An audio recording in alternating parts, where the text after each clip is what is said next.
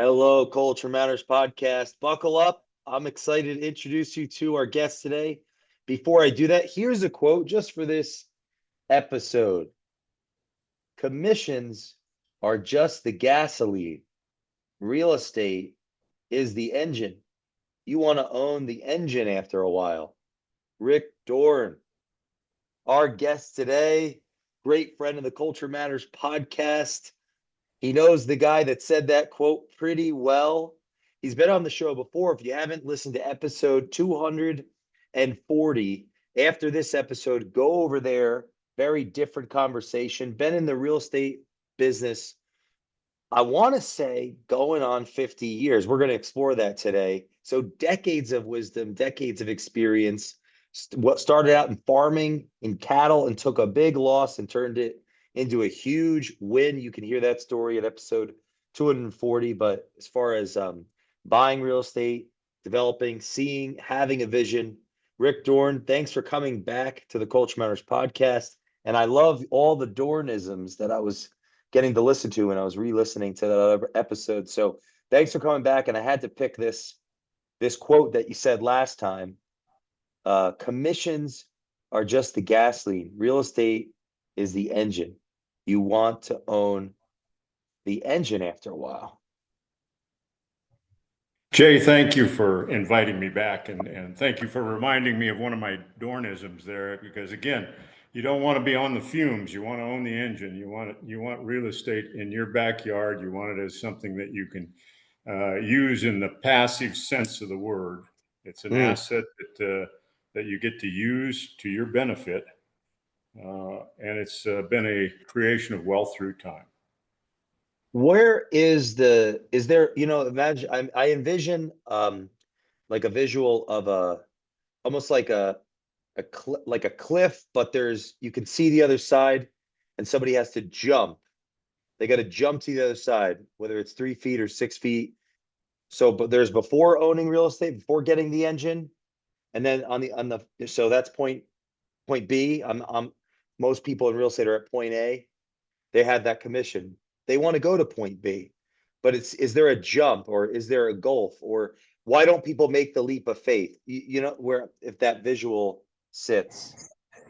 Well, when I look back, I mean, we all have sweaty palms at first go around. I mean, I don't care who you are, just making the jump, as you call it, from across the chasm. But maybe this is a discussion that ought to lead into how about a SAM? Now that's an acronym for smart about money. Mm. People don't realize that they have to be smart about money and the use of money, and it's a very necessary part of real estate ownership. And I couldn't encourage you more than to say, hey, you should study this. You should learn about it.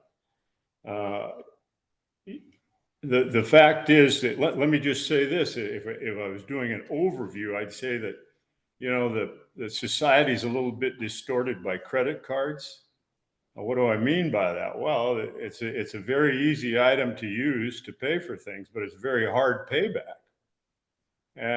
And that in itself has created what I would consider a little bit of a dumbing down on money, which you always want to use it to try to produce assets that will produce for you, not cost you.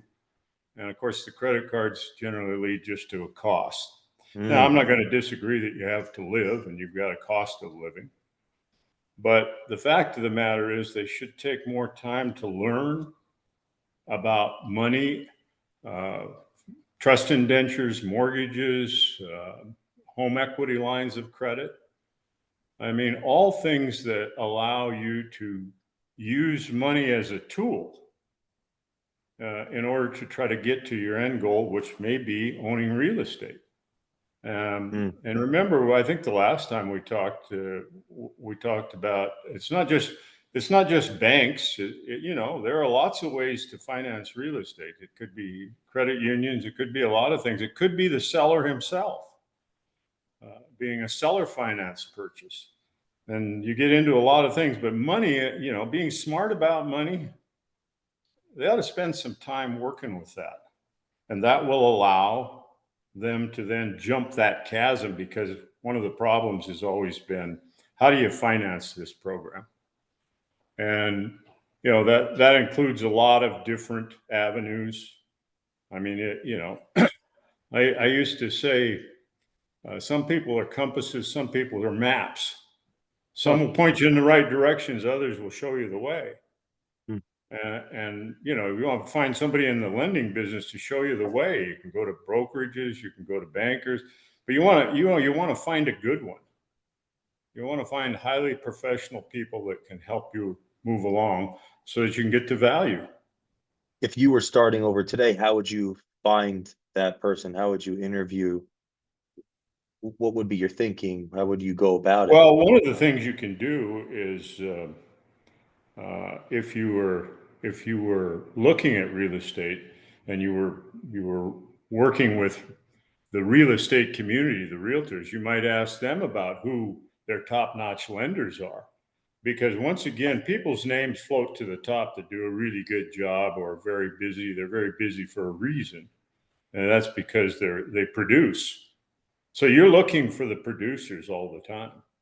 Mm. And some of the best ways to get that is recommendations by others, or at least asking. I mean, asking is really an element that most people haven't learned to perfect, but they ought to ask more and ask about subject matter that can help them.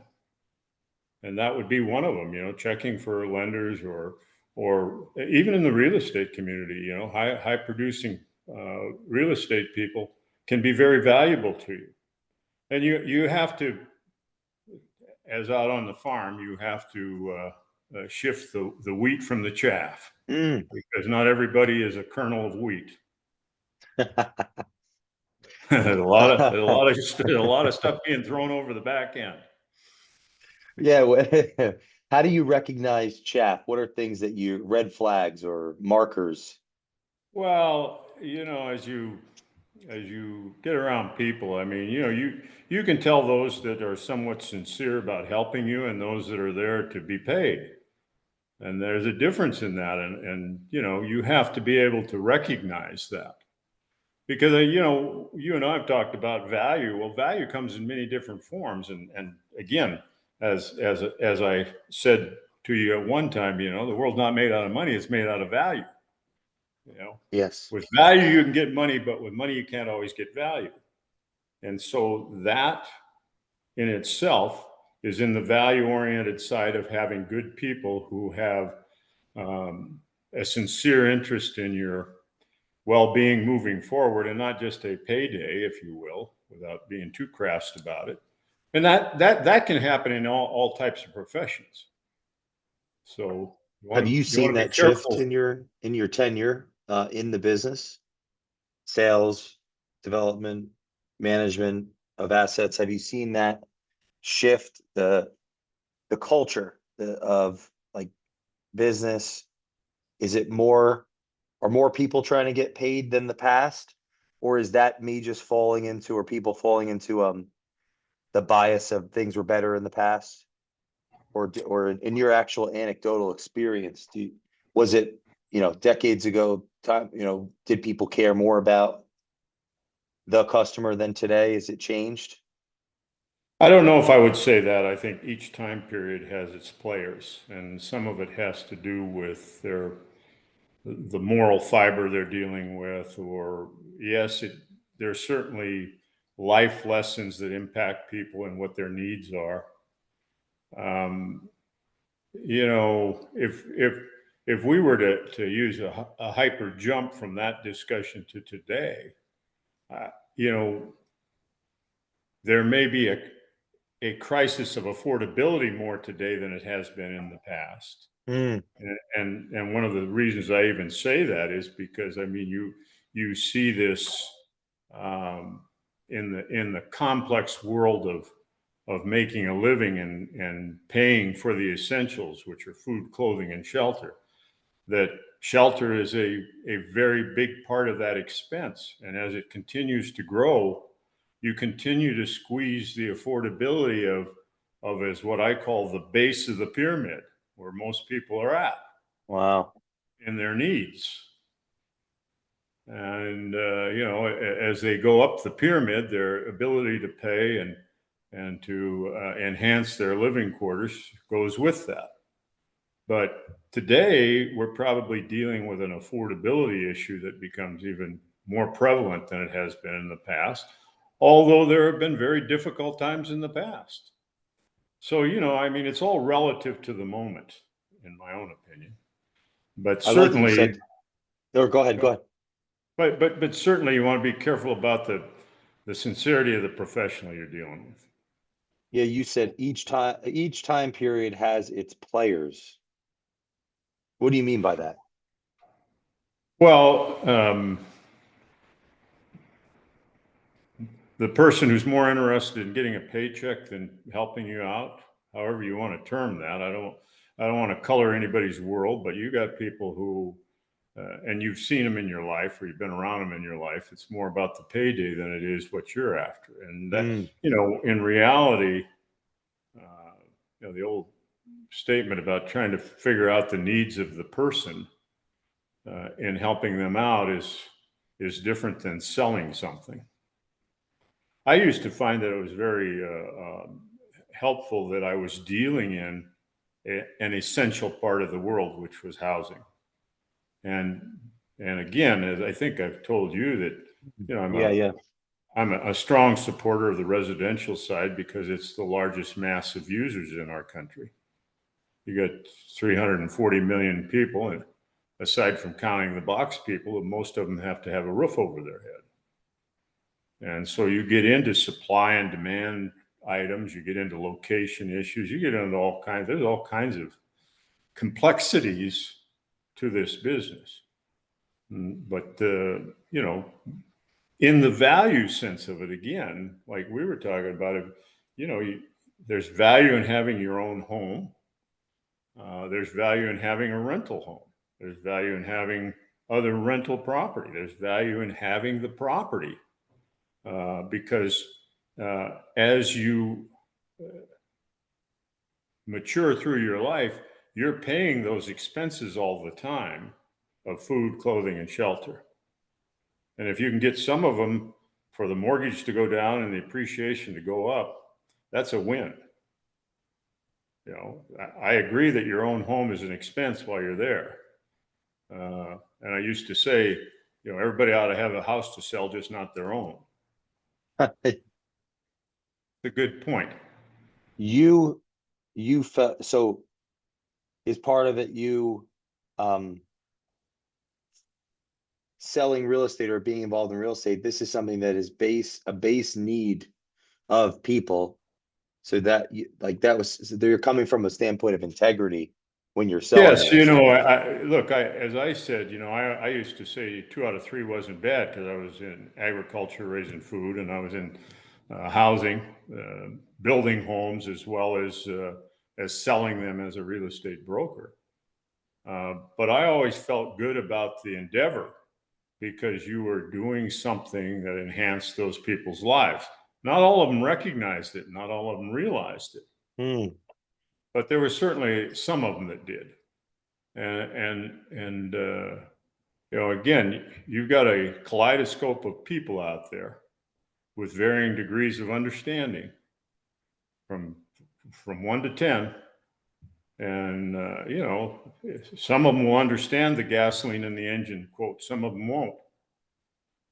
But the fact of the matter is that ownership it ought to be a goal in everyone's life because it's an essential need. Now, at least I'm talking about that from the standpoint of, housing. Now, I'm not saying that there isn't a discussion or a debate about, hey, you should rent and use this to improve your holdings, whether it be in apartment complexes, multifamily, stock, bond. Well, there's a lot there. Me, I'm a real estate guy. I just believe in it. I know it's got long-term value. It's proved itself historically. I don't really have to wane too far from that field, and I don't. what values would you say are necessary to embody today to be successful in real estate? Many of our listeners are in the business, some even questioning, are they going to get through this time? Some of the, sales professionals that haven't yet moved from gasoline to engine.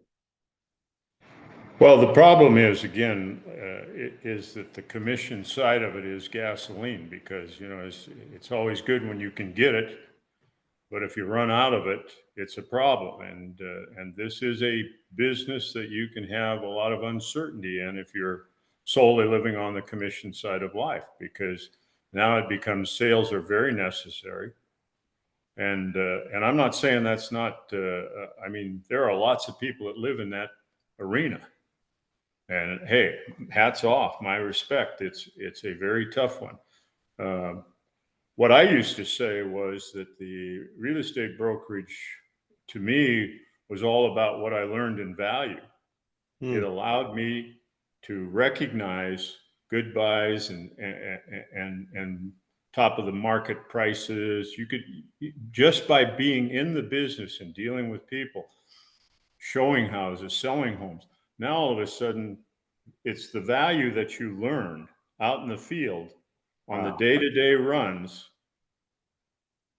that now you need to act on those. When you see something that has value, you need to act on it. And yes, it's very scary in the early days. I don't disagree with that, but you got to make the jump. And again, now it goes back to where we started, which is, hey, be smart about money and figure it out and learn about it. Understand what you need, what it takes, and it's, again, you're using OPM, other people's money, for this whole program. I think last time around I mentioned to you that one of the most important values, 3 words in real estate, aren't necessarily location. To me, they're leverage. And now you want to know how to use it to your advantage. Have you so the where did in the where did the personal where did personal balance sheet fall in with business balance sheet in the beginning? In the sense of, like, was patience and time a big part of the beginning? How did you know what I'm saying? Like, you ever heard Well, of the let marshmallow? me say this, that yes, I started very young, and I was trying to add it up for you while you were asking me. Yeah, 47, 48 years. In that time frame, what I found was, as I matured and was able to purchase assets in the case of residential houses or whatever, and I was able to put them into play so that they were either rented or sold, or I had a flip, if you will, back in the days. It was years ago, but it still was the same tactic. And then you take that profit run and you move it into something else. Or if you were holding it and you had secured what I always called long-term fixed rate debt, and you were making it pay for itself, plus maybe a little cash flow over and above. Now the old story about, hey, if 1 is good, 10 are better, 100 are better, 1,000 are better. And you just have to keep replicating the scene. And one of the things you find is, as I used to tell my young real estate agents, that this is a lot like being a rocket on a launch pad. It takes an enormous amount of energy to get you moving, but the higher you go, it's almost effortless after a while. Wow. And the fact of the matter is, as you get into this, you got rolling inventory, stuff that just happens. If you were selling on contracts, or which a lot happened back in those days, some of the contracts would pay off. Some of them lasted the full time. But in the interim, you're not only getting your, if you were doing different things, you were not only getting sometimes the margins, but you were also getting interest on everything. There's a whole lot that goes into this game as you move along. Now, that doesn't mean there aren't. You got to be careful with your program. But again, if you've got one unit that's working for you, and you don't want to leave sellers out as potential lenders, I mean, there's a lot of ways to move the needle. But again, being a Sam here, smart about money, you need to be working on that program. You need to understand what's there, and just, I mean, the whole educational process. I got really good at that over the course of time. I How knew many where to years go, did what it to do. take to, yeah, how many years would you say I before you really got I it? don't know that it took a lot of years, Jay. I read a lot of books back in those days as well, and there were a lot of guys, you know. And again, I talked about this the last time around about what I called contract for deeds. Those are private treaties Yeah. between a seller and a buyer. So the banks are out of it. There was a lot of that going on in my world in the 80s and so forth, and you could buy and sell and swap and do all kinds of things. And frankly, it's not as prevalent today, but I got to tell you, it's still out there. If you can find it, it's still out there. There are sellers who understand that, hey, if I could be the bank, it's okay because I get the interest, I get the payment. Now, risk, yes, there's some risk.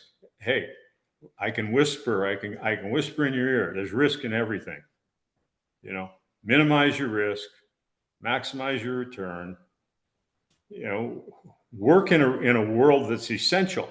One thing I'm really curious about, because the audience, I think, should need to take notice if they haven't heard or met you. You're in this game still. And I swear there's people, I put the VHS tape in, the old infomercials, they were selling short sales.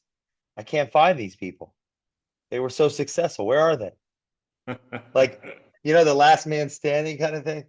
Yeah. Like, how are you still in the business? So many people, maybe for a couple years they had a big program, as you put it. I like that program, and people bought into it, but where are that? I'm looking for them over, and many of the people on the social media apps and so on, they haven't been in it very long. So how do we know what's Well, really going one of the things I found was that, and yes, I would be different than them. And my difference is that I'm a long-term player who's been actively engaged the whole time. What you found in some of those players were that they had a boost, and then they went and found that it was easier to make money selling at a at a seminar than it was to go out and do the hard stuff. Which it's hard. It's not easy. It's a mining gold in a lot of different ways.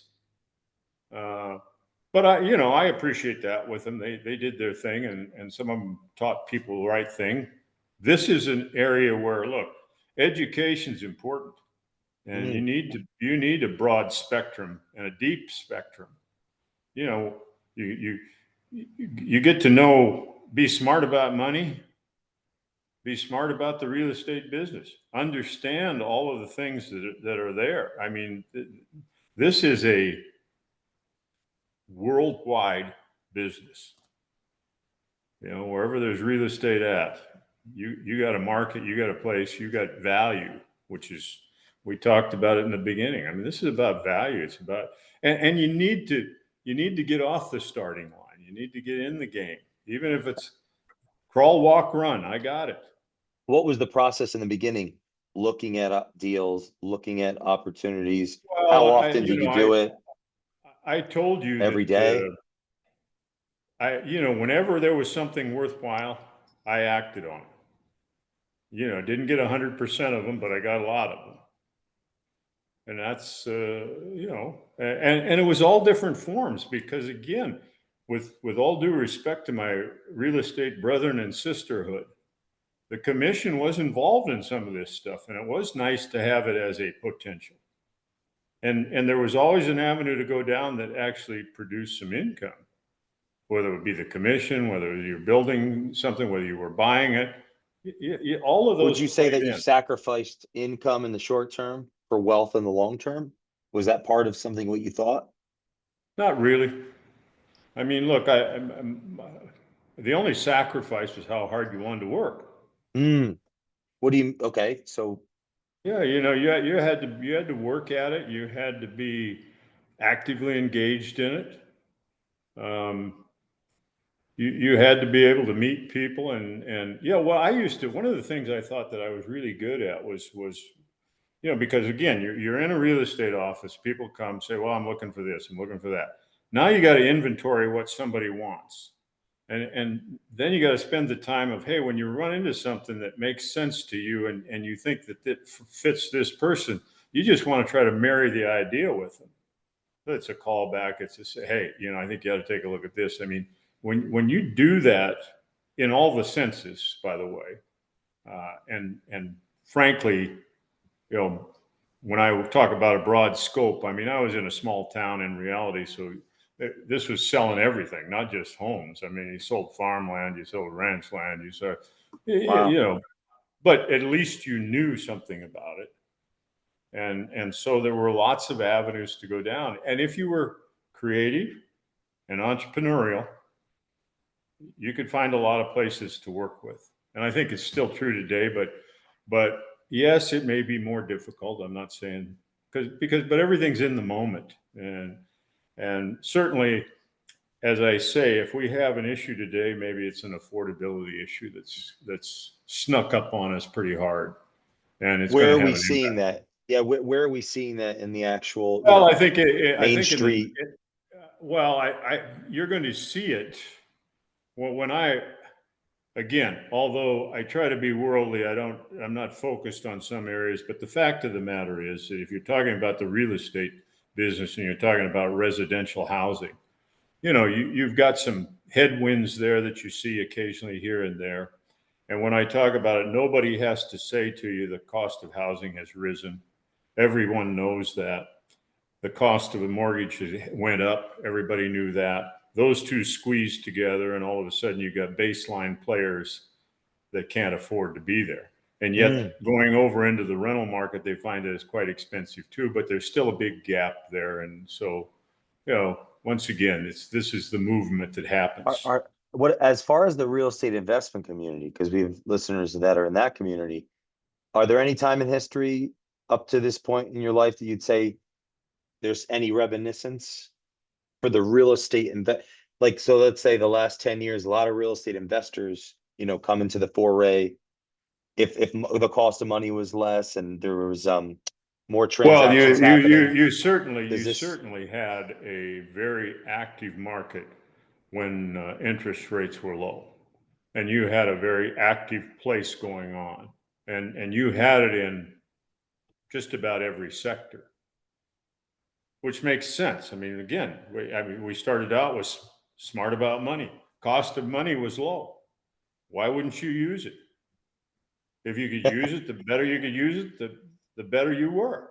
And again, if you can find great investments that provide you with passive income, and that could be, i.e., single family homes, it could be apartment complexes, manufactured home communities, farmland, and it provides you with passive income that services your debt, leaves you with cash flow.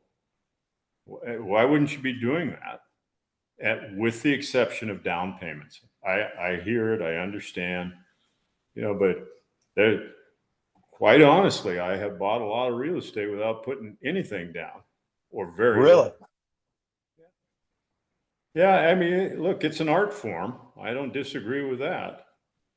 But again, trying to remember that, hey, what does that party need or want? And how can I fill that problem? Finding out what people need and trying and connecting the dots was a big part of your success.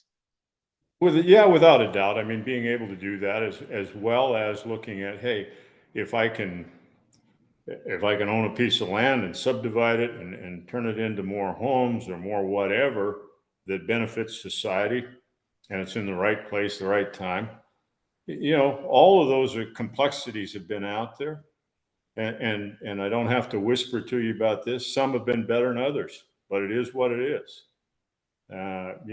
Always understanding what you're doing, how you're doing it, and making sure you understand the financing world to get there. Do It's you think important. that if the cost of money is higher and there's less movement, that's a lot of opportunity in the near future? I'm thinking speculatively, less players in the market. Is that Well, thinning? Is that one of the thinning? things that I can tell you that if we take the cost of money and we say that it's 7% or whatever the number is, in the old days, in the 80s, you had interest in the mid-teens and mortgage interest in the mid-teens, 11, 12, 14%. This was a very difficult time. And it led to seller financing. So once again, if you're going to push on the balloon, it might pop out on the other side.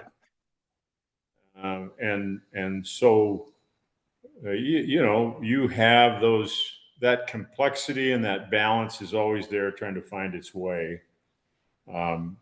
I see maybe some opportunity in some finances that can't handle higher interest rates that started with very low interest rates in the refinance world of projects. That's where you find that you can run into some real trouble quickly, because you take 2, 3, 4 points, your cost of monies to carry and do what you're doing may have tripled. And if To your operate the business. if your cash flow can't handle it, you can find yourself in the "we're being foreclosed" program. So is that an opportunity for real estate investors out there It's an to search opportunity out? for someone because, and again, I mean, for most people, it's a crawl, walk, run program. We got to talk about the first house. But as Yeah. you move through the process, if you find turbulent times with headwinds, there certainly are times when our lending institution friends ends up with things they don't want, because that's not their business. REO, real estate owned by a bank, we want it out the door. So there's a lot of ways that you can come in and say, look, I can do this, or I can do that, or I want to make sure I follow. So let's say there could be on the first site, like life cycle of our listeners that are tied, they know real estate investor, it's their first life cycle. They're in it a certain period of time, and they're unable to refi.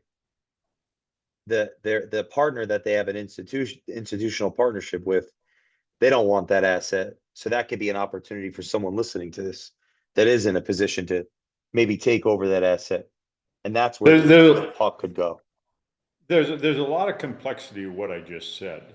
So let's say we went back to the very low interest rate environment that we were in, and all of a sudden you had investors who are willing to buy maybe at the top of the market with very little, with a lot of leverage. That's all good until the interest rate environment changes on you, and now you find yourself swimming in really deep water, and you don't have a snorkel or an air tank, and you're not breathing very well. Not enough And equity, the payments are too high, can't refinance back. because typically you're talking about projects. That's why I used to say, look, take the money fixed rate for as long as you can get it, because now you set yourself.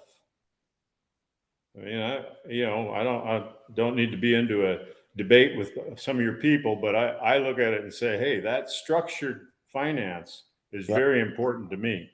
Why? Because will you find over the, different types of people will use different types of loans with different timetables and different rates for whatever strategy, and that could, if it's like a one that could change with time or change based on Well, the an adjustable rate mortgage is risky. When I talk about, hey, minimize your risk, maximize your return, why would you want to get into something that might change significantly on you if you were only gaining a little bit to do that? And again, I don't mean Oh, to that's a good alienate any of your question. players, because I'm a long-term fixed rate guy on my assets. If I can get 10 years or 15 or 20 years, I want that.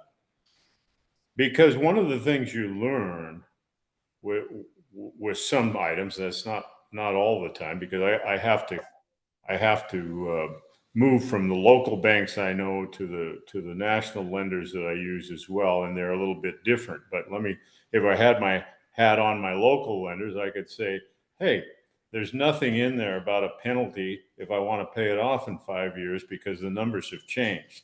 So I get that privilege versus, oh, I got an adjustable rate and you're adjusting it on me. See, I look at it differently, and I look at it to say, hey, if I have a good asset that I I've got tenants paying my mortgage down, I've got all of those things happening. Now I want to fix some of this the best I can, and the biggest item you can fix, maybe the only item in some respects, is your mortgage or your trust indenture or whatever. Because if you can fix that for a time period, because your insurance, your taxes, they're all going to scale. And, so I'm just looking for that, the biggest part of it, which is the funding mechanism, to be in a position that I can deal with it. And again, that's a moving target in a moving moment, because today is different than 20 years ago, 30 years ago, be different next 5 years from now. For our listeners that may not, they may not see the whole picture yet or have the experience, what are some of the costs of managing that type? I'm thinking of this look at this as a business asset, right? If it's a real estate complex, or it's more than just the debt service, what are the costs that maybe people that are listening, they would have to find out the hard way when they got involved? Could give them some Well, sage. you have, I mean, the history of the real estate business and particularly residential is, there's the joke about the plunging of the toilet and all of those things. I mean, the fact of the matter is you have maintenance, you have insurance, you have taxes, you have your normal items. And as you progress through this, you find that there are areas, once again, you're trying to maximize the value of your property. Whether it's a long-term hold or a short-term hold or a flip, I mean, there are things that you might be doing that cost money, but you have to derive it out of the sale or the long-term impact of the cash flow. I like my communities and my property to be in good condition. And I'm willing to spend for that effort because, one of the things we haven't thrown in here is the fact that, hey, we're all paying IRS. You got a tax issue going on.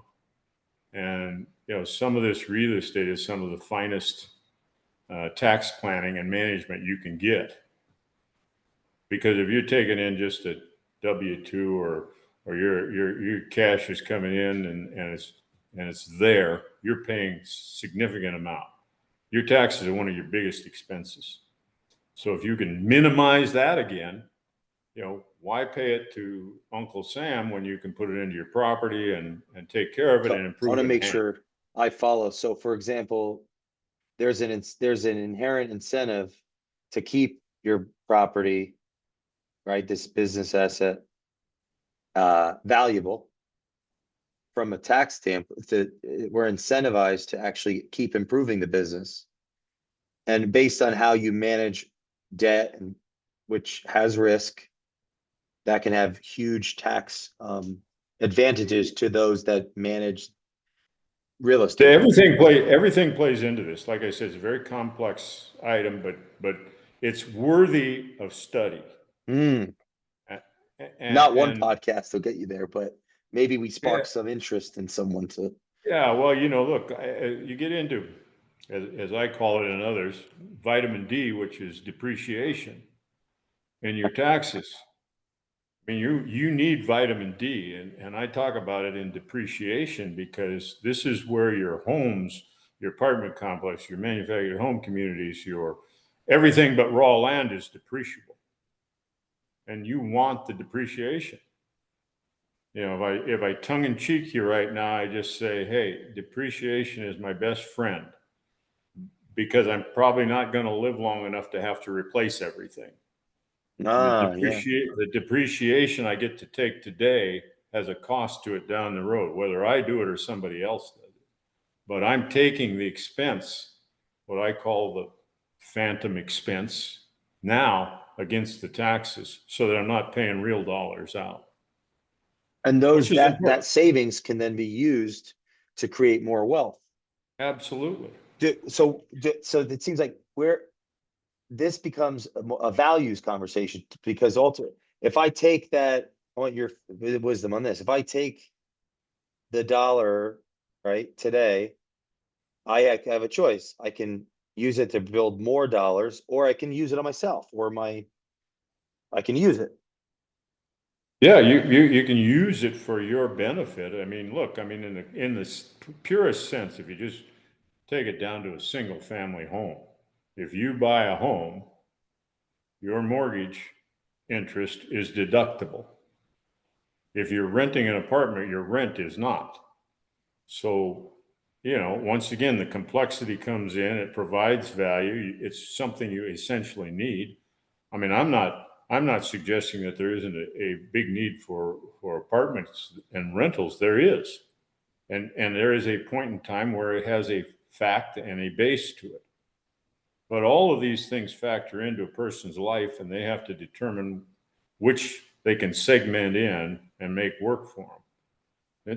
It's a task and a What challenge. percentage, even just anecdotally, what was percentage of the true wealthy, successful people you've come across in your life have real estate as a part of their portfolio? Well, I mean, most of them have some holdings. Once again, I can't talk to you about stocks. I'm not into the market. I don't do that program. I'm a real estate man. I found long ago, I think there was a study done in Europe on the wealthy from centuries through, and the question was, how did they hold their wealth together?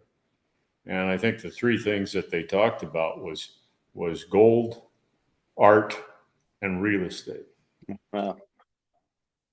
And, I adhere to all that. Now the art was in the fact that it was a very valuable piece because it was scarce, one of one, you know. But the real estate holdings, uh, I think that's a basic. And it became the same theory. Hey, if 1 acre is good, 10 better, 100's better, 1,000's better.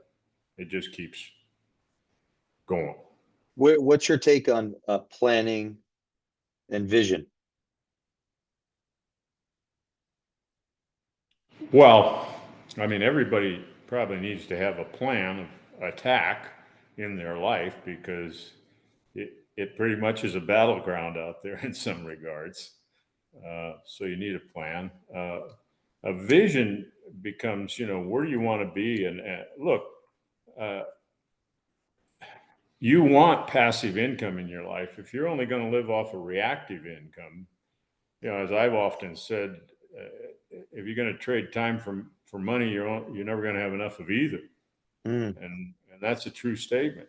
If you're going to be in that vein, so you need to be able to help create and support that income.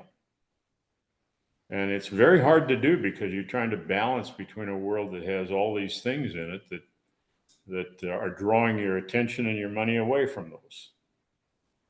So if you can spend time focusing on owning valuable assets, eventually, as I used to say, if I take care of my money now, my money will take care of me later, and it Mm. will, because it'll self-perpetuate itself in the assets that you have. Did you follow some type of richest man in Babylon, George S. Clayton, tithe a Well, I certain read the amount, books. save a certain amount? Yeah. I read the That was an books. influence, yeah. I read the book. I read a lot of books on real estate and this subject matter. Because I wanted to know as much as I could know about the real estate business, and and then I can also say that the financing, which is kind of where we started, was a very important part of this to me, and fortunately for me, I had the privilege and benefit of being on a board of directors of a bank. I was invited in there. And one of the things I can tell you is that I found the value was knowing what I knew on the inside, because knowing it on the outside, you never get that privilege. Mm. And learning from on the inside was very valuable. And again, it's a privilege. It was just, it's not everybody gets that opportunity, but I can't speak to it, but it was a valuable learning lesson. What role did mentorship play in your career? I think it was vastly important. One of my first real estate gentlemen that I worked with was a retired banker. So there again, I had the privilege and value of his years of experience to deal with, and I we became partners and friends, and it was a valuable part of the mentoring of me. So yeah, they were always there. I mean, look, nobody gets here on their own. Mm. There's a lot of help along the way. Mm. From if you were fortunate to be in the right family, learn the right values, that's help. If you were out in a workplace and you learned valuable uh, items from people around you that worked with you, whether they knew they were giving it to you or not, that was help. Like I say, that being a self-made man required a whole bunch of people to hold you up along the way. Huh. What about farming? What did that teach you in hindsight that may have been helpful? Well, it taught me that there's a lot of value in the land, because every year you went out and you planted a crop, and you did what you had to do to generate income. And so I think just the very basics of the real estate has value. It had value every spring to every fall, and it rested in the winter. But it was, and I don't want to miss the point here, is that I happened to be an irrigated farm boy, so there was a lot of irrigation we did. So the value of the water, everything had practical common sense value to it. Mm. And I think it just helped me understand my value of land and how it worked. And look, as I told you, I mean, I continued dual rolling this program uh, for many years. I produced my last crop in 2018. So, Wow. but I could do that from a standpoint of the equipment and the personnel that I had. I became a director of the air traffic control in the field. Doing this, you go do that. Yeah. Yeah, Yeah. was what it was. Where are the opportunity? What are you excited about in real estate 2026, 7, 8? Well, I am. I'm thinking that you just this is about having your uh, antennas up and your radar scopes out, and just looking for the opportunity, because it's come along every year from the time I started in this business. So whether it's any better this year or than last year will remain to be seen. There have been good years, bad years. It's a dynamic, changing environment. Maybe the most dynamic in some regards. But Huh. I also see some staleness in it, and that would be, I'm not sure you're going to get any kind of interest relief. I mean, without some more pain and agony along the way. And so, that those dynamics are going to play out, and you're just going to have to see what comes, so you can do the day-to-day test. How do you show up? How have you showed up throughout your career? Because you said look out for the opportunity, but implicit in this conversation is like, if it feels slow or it's not as exciting, like how did you trudge through the past, those tougher, those less high energy times, or how do you stick to the Well, process? well, I go back to the one item, like I said, and And it drives me today like it would drive me back in the older days, which is, hey, if one house is good, 10 are better, 100 are better. So the next house is good, or the next property, multiplex property. Yes, I don't do much single family, and we still build homes. We still do that program. But, today it's more about where's the next project. And it could be raw land. I'm doing that as well. But, Mm. once again, it's a whole different animal, because raw land produces this while you're making it happen. Yeah, It what's grows that? weeds and taxes, to be exactly. What's that? There's a story. Someone had a land guy on their show, and they said, "Yeah, what's the secret?" He said, "I look at the map of the city, and then I look 50 miles out, and I draw, a line, and then I go and buy that, and just wait 50 years." Well, now you know my discussion about depreciation, which is I'm not sure I'm going to live long enough to have to replace the stuff anyway. So I think you got to Uh, look at that in all context, my friend. hmm. Yeah, if there's one thing, you had just 30 seconds with any of our listeners that really they're talking about real estate, they're thinking about real estate. They tell everybody they're going to be in it someday, but they haven't done anything. They're looking at that chasm. What do you say to them?